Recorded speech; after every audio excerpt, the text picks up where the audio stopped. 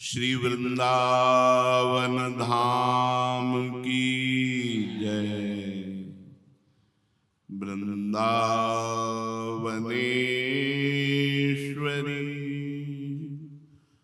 तवैव पदारविंदम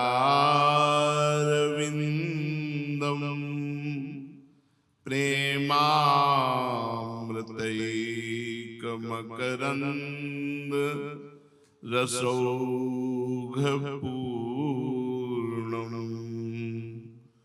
हृद्यर्पितं मधुपतेः स्मरतापमुग्रं निर्वापयत् परमो शीतलमाश्रयामि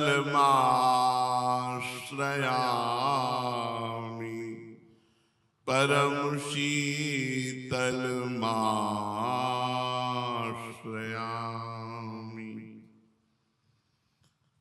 जब हम अपनी तरफ देखते हैं तो भगवत प्राप्ति बहुत कठिन लगती है। ऐसा लगता है कि जो भगवत प्राप्ति के लिए योग्यता चाहिए, जो दिव्य लक्षण चाहिए, जो दिव्य भाव चाहिए, वो तो मेरे में है नहीं। कैसे भगवान मिलेंगे, कैसे प्रभु मिलेंगे, कैसे प्रिया प्रीतम मिलेंगे। फिर हिम्मत बनती है कि हमारा और प्रभु का संबंध है। हम नीच भले हैं लेकिन हमारा प्रभु का संबंध है। किसी न किसी संबंध से रीझ जाए, जिससे गोस्वामी तुलसीदास जी महाराज विनय पत्रिका जी में कहते हैं, तू दयाल दीन हो, तू दानी हो भिखारी हो, प्रसिद्ध पात की तू पाप पुंज हारी। नाथ तू अनाथ को अनाथ कौन मोसो,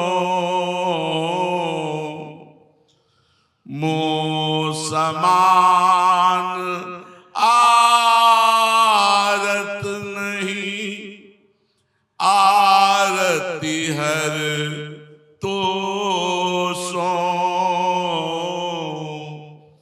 ब्रह्म तू हो जीव, तू है ठाकुर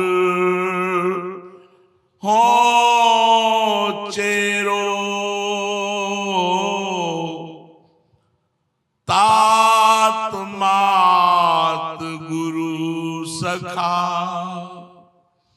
सब विदु हितु मेरो। तात मात गुरु सखा सब विदु हितु मेरो। तो ही मोहि नाते अनेक मानिए जो भावे, ज्यों त्यों तुलसी कृपालु चरण शरण पावे। ज्यों त्यों तुलसी कृपालु चरण शरण पावे। तू दयाल दीन हो, तू दानी हो भिखारी हो, प्रसिद्ध पात की तू पाप पुंजहारी। जब प्रभु के संबंध की तरफ देखते हैं तो हे नाथ, तुम दीनों पर दया करने वाले कहे गए हो, मेरे जैसा दीन कौन मिलेगा? कुछ नहीं है जिससे मैं आपको रिझा सकूं। अगर कुछ है तो घमंड है, अहंकार है केवल, जिससे तुम रीझते नहीं। अगर कुछ है हम में तो अहंकार है, जिससे तुम रीझते नहीं। आपके रिझाने के लिए हमारे पास कुछ नहीं, बस एक संबंध याद करके हिम्मत बनती है कि आप मिल जाओगे। सुना है दीनों पर दया आप करते हो, दीन बंधु तुम दयालु हो, मेरे जैसा दीन और कौन होगा? मैं दीन हूं। हे नाथ, तुम अतुल दानी हो, महान दान करने वाले हो, तो मेरे जैसा भिखारी कौन होगा?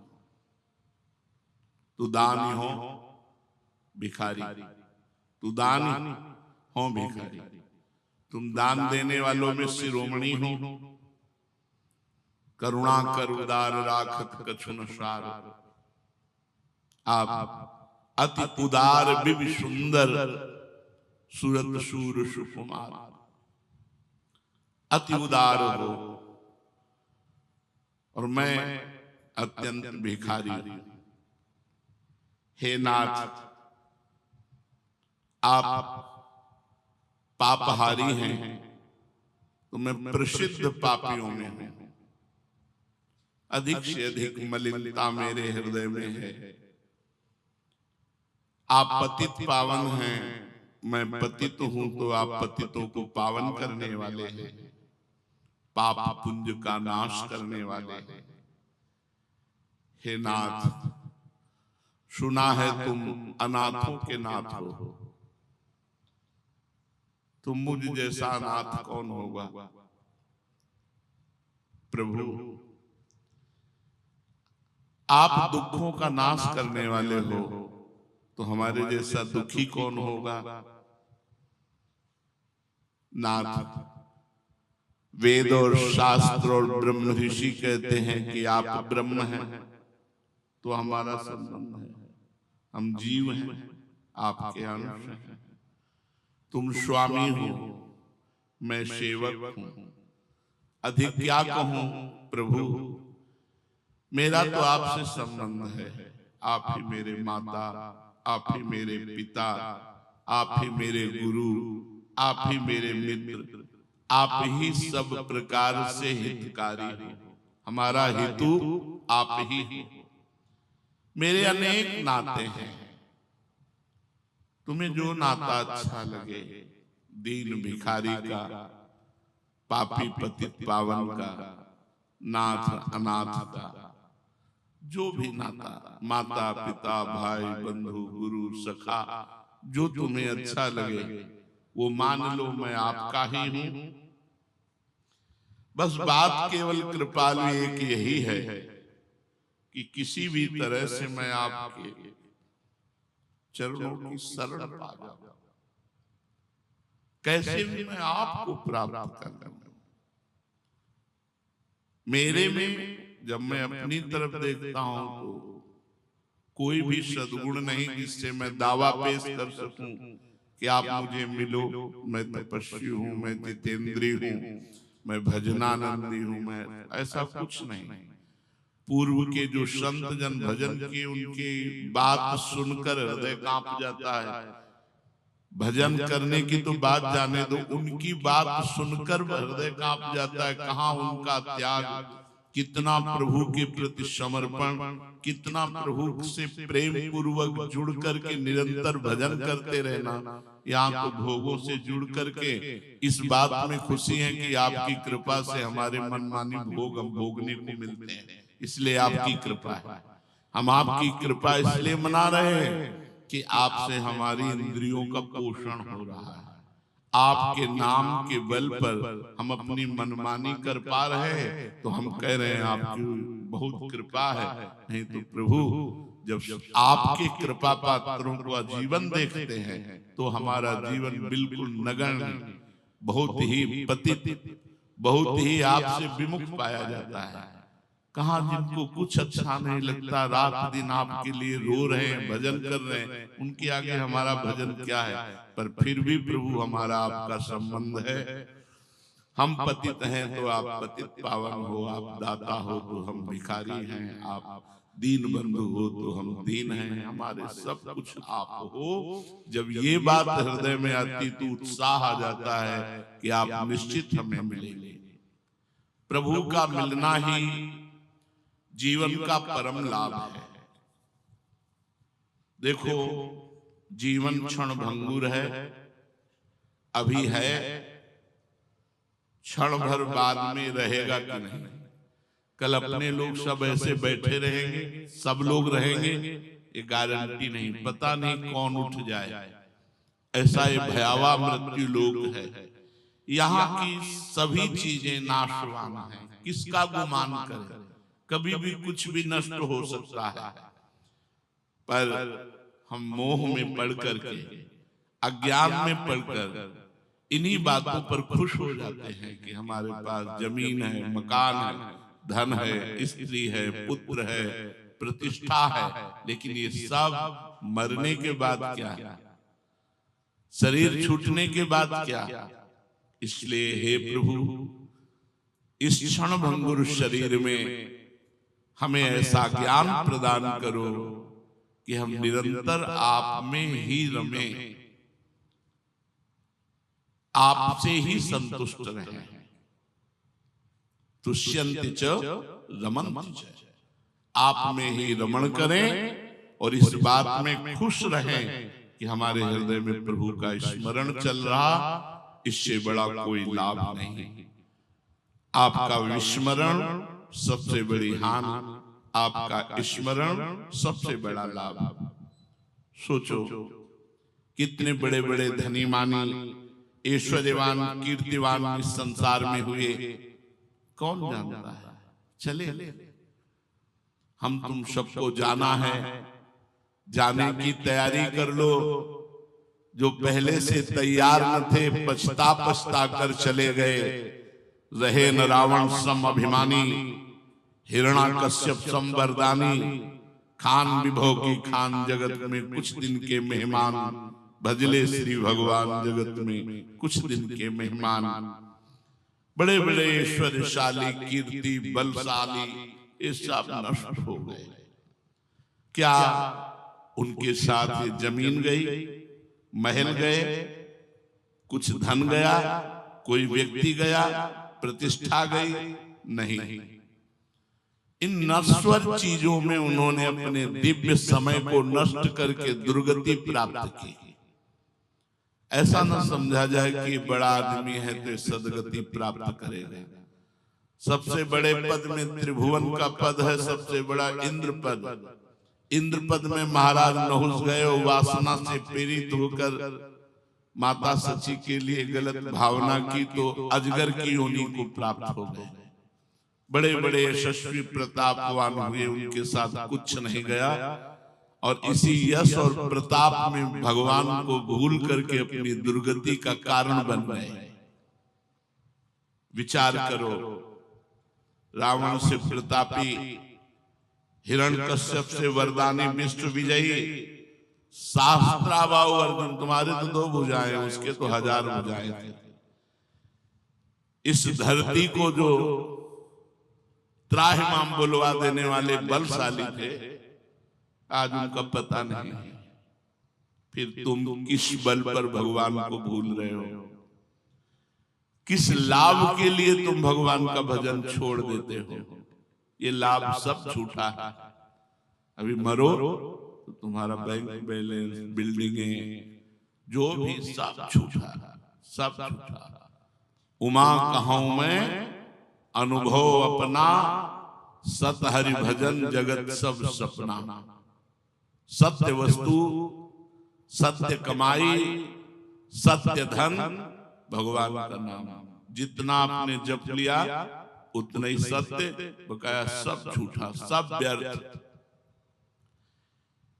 सोचो, तुम्हारे पिता, तुम्हारे पितामह, घर के बड़े बूढ़े सब कहां गए? मृत्यु के गाल में सब समा गए।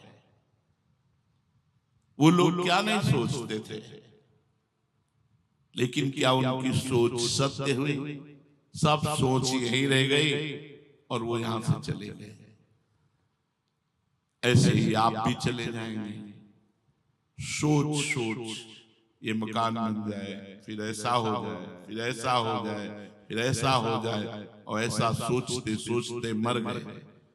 यदि उस सोच में भगवान का भजन नहीं तो तुम्हारी सोच शोक प्रदान करने वाली बनेगी। यदि उस सोच को बदल दो, ऐसा श्री जी का श्रृंगार आज करेंगे, आज ऐसा भोग लगाएंगे, आज प्रियालाल को ये पद सुनाएंगे, आज प्रियालाल को ऐसे सुख पहुंचाएंगे, ये सोच आपकी परम सत्य सच्चिदानंदमयी, अन्य सब सोचे पार्थिव मायाकृत नाशवान। सोचो तुम्हारी दशा क्या होगी जब तुम भगवत विमुख होकर शरीर यहां से त्यागोगे और आपके कर्मों का निर्णय होगा। कृपालु भगवान ने संस्कृति मान बरियाई के पायो मानुष्य देव थाकत डारत। संस्कृति के चक्र को रोक करके मनुष्य शरीर कृपा करके दिया, और आपने उस मनुष्य शरीर को संसारिक सोच में नष्ट कर दिया। भजन नहीं किया, व्यर्थ का चिंतन करते हुए व्यतीत कर दिया। तो जब मालिक के दरबार में पहुंचोगे, तुम्हारा हिसाब किताब होगा तो दुर्गति हो जाएगी, तुम्हारी दशा बिगड़ जाएगी। इसलिए देखो, तुम्हारा ये यौवन, तुम्हारी ये जवानी, तुम्हारा रूप, तुम्हारा धन, तुम्हारा सम्मान, ये सब यही रह जाएगा। ये सभी वस्तुएं नष्ट होने वाली हैं और तुमसे निश्चय ही इनका वियोग होगा, चाहे जो प्रिय वस्तु हो चाहे व्यक्ति हो। मृत्यु लोक वियोग स्थली है, संयोग स्थली नहीं है। ये ऐसे है जैसे रेलवे स्टेशन, प्याऊ, पौशाला, धर्मशाला। अपनी रात काटी धर्मशाला में, अपनी अपनी यात्रा की, पानी पिया अपनी अपनी यात्रा, गाड़ी आई अपनी अपनी यात्रा में स्टेशन। ऐसे यहां समय व्यतीत करना है भगवान का नाम स्मरण करते हुए। जो जवानी के चक्कर में पड़कर पाप करता है, धन के चक्कर में पाप करता है, उसका वियोग इससे तो होगा भी, जवानी से भी, धन से भी, लेकिन दुर्गति पक्की। जो अपनी जवानी में संयम धारण करके ब्रह्मचर्य से भगवान का नाम जप कर रहा है, भगवान के नाम की कमाई कर रहा है, उसका वियोग कभी भगवान से नहीं होगा।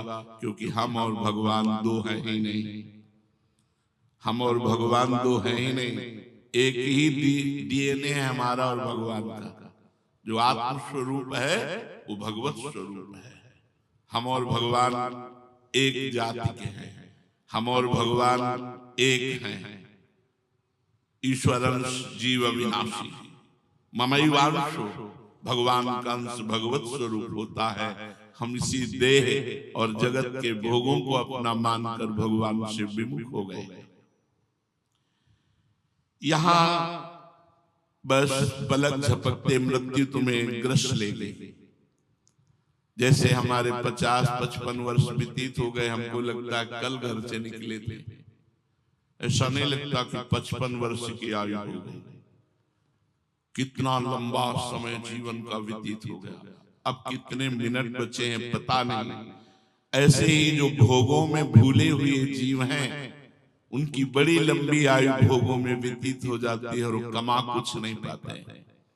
जो परलोक की कमाई है वो भजन है, वो सत्य है, वो परोपकार है, वो व्रत उपवास नियम संयम, ये सब कमाई है।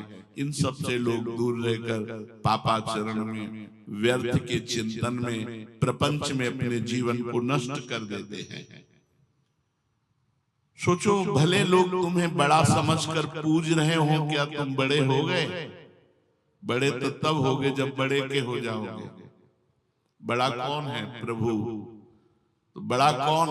जो प्रभु में चित्त को समाहित कर दिया है, चित्त का समाधान, कोई प्रश्न नहीं, कोई संशय नहीं, निरंतर भगवान का भजन, चित्त का समाधान।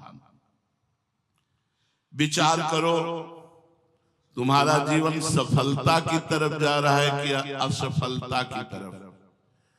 यदि भगवान को भूल करके प्रपंच में लग गए तो तुम्हारा जीवन असफलता के मार्ग में जा रहा है। यदि तुम हर कष्ट सहकर भगवान का भजन करते हुए जीवन व्यतीत कर रहे हो तो तुम्हारा जीवन सफलता की तरफ जा रहा है। जब तुम जन्म मृत्यु के भयावह चक्कर में जो फंसे हो, इससे छूटोगे तो तुम्हें वो आनंद मिलेगा, वो शांति मिलेगी जो किसी को भी नहीं प्राप्त है। न ब्रह्मा को प्राप्त है, न इंद्र को प्राप्त है, न एक सम्राट को प्राप्त है, न योग की सिद्धियों वाले को प्राप्त है। क्योंकि सिद्धि प्राप्त हो जाने पर जन्म मृत्यु के चक्कर से वो मुक्त नहीं होता। इसीलिए भगवान ऋषभ देव जी के पास जब सिद्धि आई तो उन्होंने स्वीकार नहीं किया। परीक्षित जी ने प्रश्न किया कि भगवान ऋषभ देव तो भगवान के अवतार हैं, फिर उन्होंने सिद्धियों को क्यों स्वीकार नहीं किया?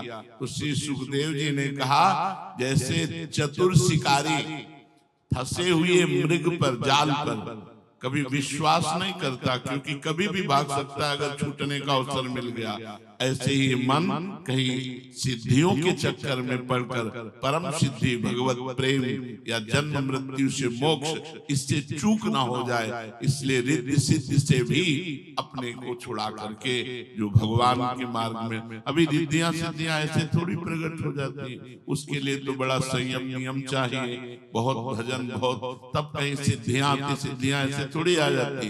पहले तो जो ही आप साधना में चलेंगे तो अहंकार आएगा, पहले सीढ़ी गिराने की अहंकार आएगा, जो दूसरों में दोष दर्शन और अपने में गुणाभिमान। अगर इससे बच गए तो स्त्री शरीर के लिए पुरुष शरीर, पुरुष शरीर के लिए स्त्री शरीर, पक्का सुविधा हो जाएगी भोगने की, आप भोग सकते हो। अगर आपने स्वीकार किया तो यहां मार्ग रुक गया। अगर आप इससे आगे बढ़े तो कंचन, विविध प्रकार के भोग सामग्रियां, ऐश्वर्य वैभव, ये तुम्हारे, अगर इस पे रुक गए तो आपका मार्ग, अगर इसको भी क्रॉस कर गए तो प्रतिष्ठा, मान प्रतिष्ठा आखिरी सीढ़ी है। अगर मान प्रतिष्ठा को भी पार कर गया तो मुस्कुराते हुए युगल सरकार उसको मिलते। तुमने गर्भवास में भगवान से प्रतिज्ञा की थी,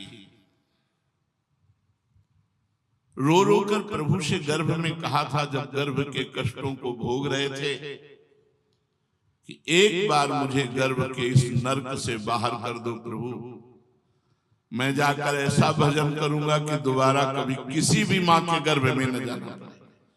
प्रभु, इस मनुष्य जीवन में स्त्री मां के गर्भ रूपी नरक से मुझे बाहर कर दो, मैं बाहर जाकर खूब भजन करूंगा।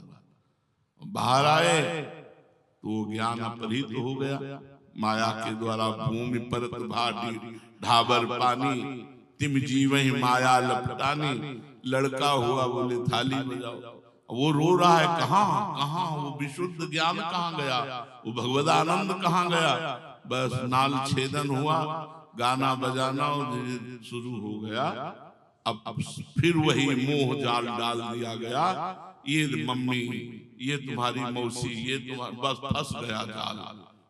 जननी जनक बंधु सुखदारा तनुधन धाम सुहृद परिवारा, फिर इसमें ममता कर ली। ये भूल गए कि गर्भ में मैं अकेला जब कष्ट पा रहा था तब मेरे प्रभु ने आनंद दिया, और उन आनंद सिंधु से वादा करके आया हूं कि एक बार चांस दे दो, मैं आपका भजन। वो भूल गया, सब भूल गए, सब लोग भूल गए। उसे जगाना है, उसे फिर पुनः जागृत करना है। वो बात जागृत होती है संत समागम से। इसीलिए जब हरि की विशुद्ध कृपा होती, जब द्रवै दीन दयालु राघव, तो साधु संगति पाइए, क्योंकि उससे हमारा खोया हुआ ज्ञान पुनः जागृत होता है। अब उस प्रतिज्ञा को भूलकर मिथ्या माया ममता में फंसकर फिर उसी भीषण गर्भवास की यंत्रणा भोगने की तैयारी कर रहे हो। होश में हो जाओ, शीघ्र चेतो, अब जीवन नहीं रह गया है, अब जीवन नहीं रह गया। 50, 55 वर्ष, 40 वर्ष, 30 वर्ष, अब पता नहीं 30 सेकेंड है कि नहीं। क्या पता था उनको कि काल 1 मिनट में हमारी सब मनोरथों में पानी फेर देगा। कोई चिंतन कर रहा होगा कि अमुक जगह जाकर ऐसे अमुक से मिलेंगे, अमुक, सब मिट्टी में मिला देगा। चेतो, शीघ्र चेतो, कहीं जीवन के बचे हुए दिन भगवत विमुख असावधानी में न बीत जाए।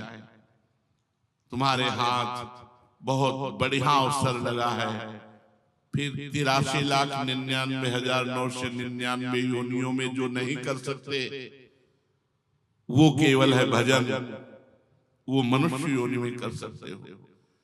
स्त्री भोग का सुख तो हर योनि ले रही है, रसेंद्री का खान पान का सुख हर योनि ले रही है, सोने उठने बैठने क्रिया पारिवारिक संबंध हर योनि ले रही है।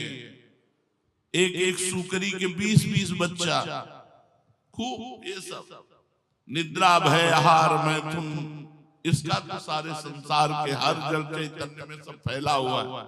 एक सुख है भगवदानंद, वो केवल मनुष्य शरीर में ही प्राप्त हो सकता है, अन्य किसी योनि में नहीं।